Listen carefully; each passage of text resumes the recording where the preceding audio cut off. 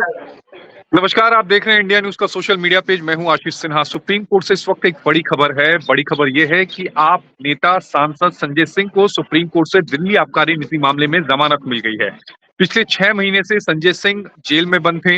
अक्टूबर में पिछले साल उन्हें गिरफ्तार किया गया था।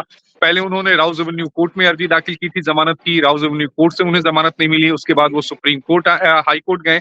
हाई कोर्ट ने भी उन्हें जमानत देने से मना कर दिया और उसके बाद उन्होंने सुप्रीम कोर्ट का रुख किया।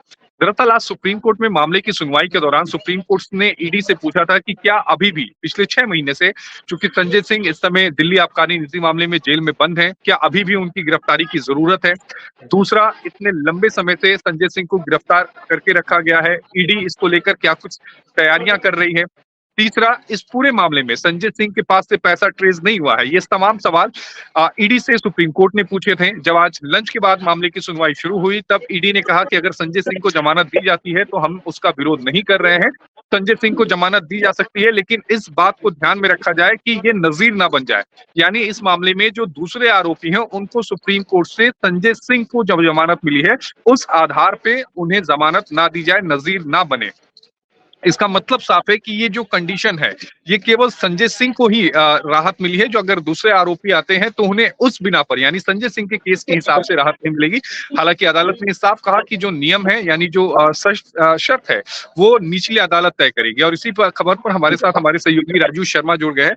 राजू जी, ये लगभग तय था कि संजय सिंह को जमानत मिल जाएगी, क्योंकि सुप्रीम कोर्ट के ऑब्जर्वेशन बिल्कुल साफ थे कि संजय सिंह पिछले 6 महीनों से जेल में बंद है। इस मामले में अब संजय सिंह को अगर ईडी कस्टडी में नहीं रखना चाहती तो उन्हें जमानत क्यों ना दे दी जाए। ये लगभग तय था और वही हुआ, संजय सिंह को जमानत मिल गई। चूंकि इस मामले में सीबीआई ने संजय सिंह के खिलाफ कभी कोई कार्रवाई नहीं की थी, केवल ईडी का मामला था और संजय सिंह को आज जमानत मिल गई। उम्मीद यही है कि आज शाम तक संजय सिंह जेल से बाहर आ सकते हैं।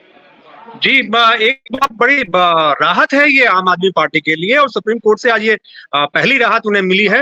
आम आदमी पार्टी इसको भी पॉजिटिवली इसको अपने पक्ष में बुलाना चाहेगी, अलग बात है। लेकिन सुप्रीम कोर्ट ने जो पहले जमानत दी है तो अब ऐसा लगता है कि ये सिलसिला शायद आगे बढ़ेगा। हालांकि सुप्रीम कोर्ट ने ये जरूर कहा है कि इसको नजीर ना माना जाए, जो संजय सिंह को जमानत दी गई है इसको नजीर ना माना जाए।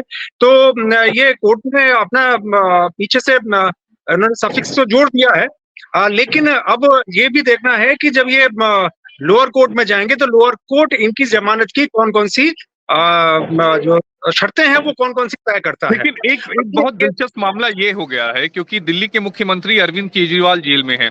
कल ईडी ने अरविंद केजरीवाल के बयान का जिक्र राउज एवेन्यू कोर्ट में किया, जिसमें ईडी ने दावा किया कि विजय नायर के साथ सौरभ भारद्वाज और अतिशी की मुलाकात होती है। तो इसका मतलब ये तय था कि आने वाले समय में अतिशी और सौरभ भारद्वाज, इन दोनों के खिलाफ कार्रवाई हो सकती है। और ऐसे में संजय सिंह का बाहर आना, लोकसभा चुनाव की तारीखों का ऐलान हो चुका है, चुनाव प्रचार शुरू हो चुके हैं।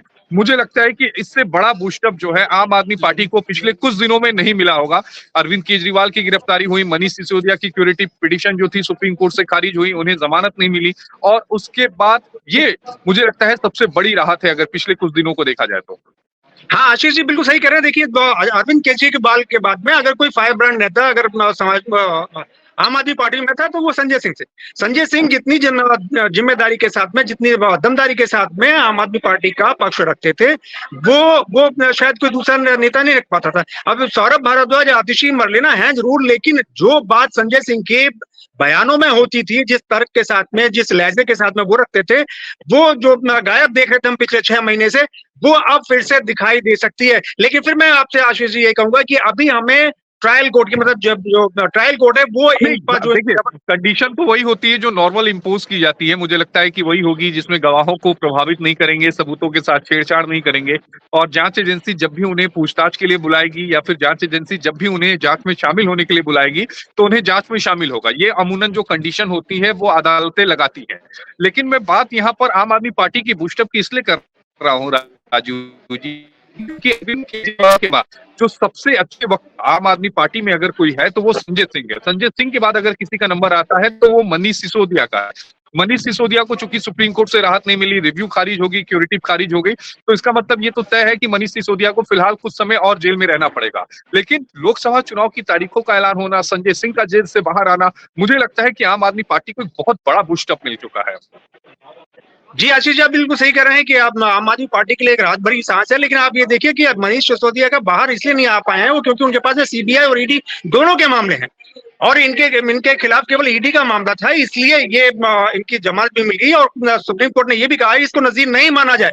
लेकिन हाँ, ये आम आदमी पार्टी के लिए एक बहुत बड़ी राहत वाली बात है कि जिस तरीके से लोकसभा चुनाव जो शुरू हो चुके हैं, इन्हें अपना प्रचार करने जाना है, तो अब चूंकि केजरीवाल जेल में है और एक कोई ऐसा दमदार नेता चाहिए था कि जो पार्टी की बात, पार्टी के प्रत्याशियों का, फिर प्रत्याशियों की बात, पार्टी की प्लानिंग्स, पार्टी की आगे के जितने भी उनके योजनाएं हैं उनको जनता के बीच ले जाना और अपने पार्टी प्रत्याशियों का प्रचार ढंग से कर पाए, वो संजय सिंह ही हो सकते थे। और इस तरीके से इस मौके पर चुनाव के शुरू हो जाने के बाद पहला फेज शुरू हो चुका है, इस दौरान आम आदमी पार्टी को संजय सिंह का बाहर वापस आना एक बहुत बड़ी चीज है। अब ये तो नहीं कहा जा सकता कि संजीवनी है, लेकिन हाँ, संजीवनी से कम भी नहीं है आशीष जी।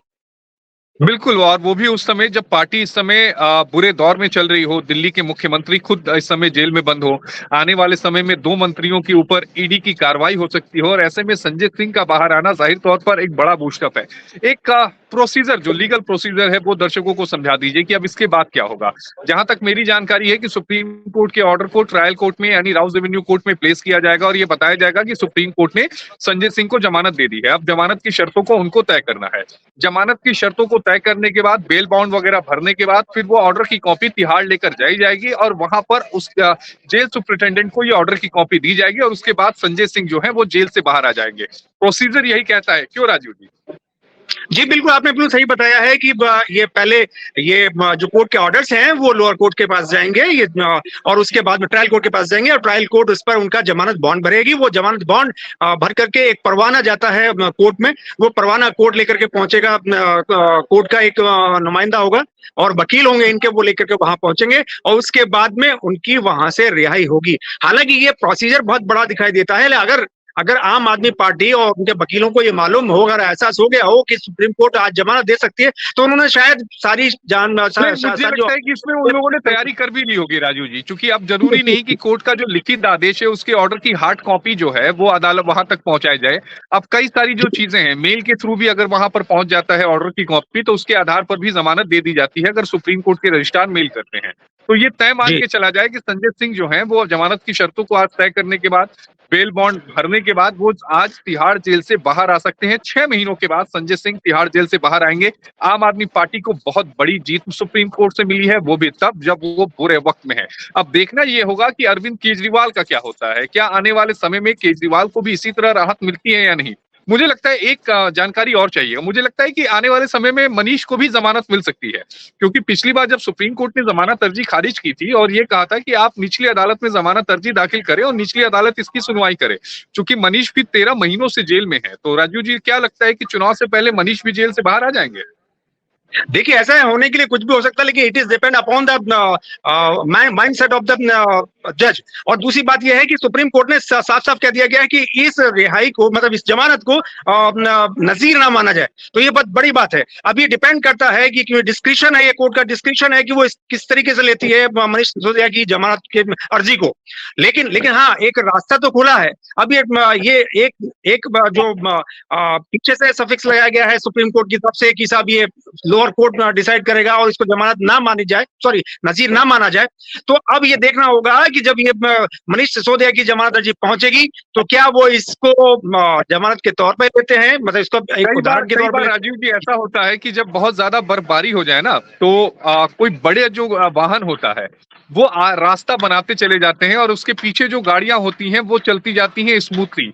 क्योंकि वो सारे जो रास्ते का अवरोध होता है वो खत्म कर देता है। मुझे लगता है कि संजय सिंह का जो केस है ना, बिल्कुल वैसा ही है। एक जो अवरोध था इस पूरे मामले में, वो संजय सिंह की आज जमानत मिलने के बाद खत्म हो गया है। अब धीरे धीरे आम आदमी पार्टी के दूसरे जो नेता इस मामले में जेल में बंद हैं, उनकी भी जमानत मिलने का जो रास्ता है वो धीरे धीरे खुलेगा। बहरहाल आपका जुड़ने के लिए बेहद शुक्रिया राजीव जी। राजीव शर्मा हमारे साथ जुड़े हुए थे। लेकिन बड़ी राहत आम आदमी पार्टी को, संजय सिंह को सुप्रीम कोर्ट से जमानत मिली और आज ही संजय सिंह तिहाड़ जेल से बाहर भी आ जाएंगे। अगर आपको ये वीडियो पसंद आया हो तो चैनल को लाइक करें, सब्सक्राइब करें। धन्यवाद।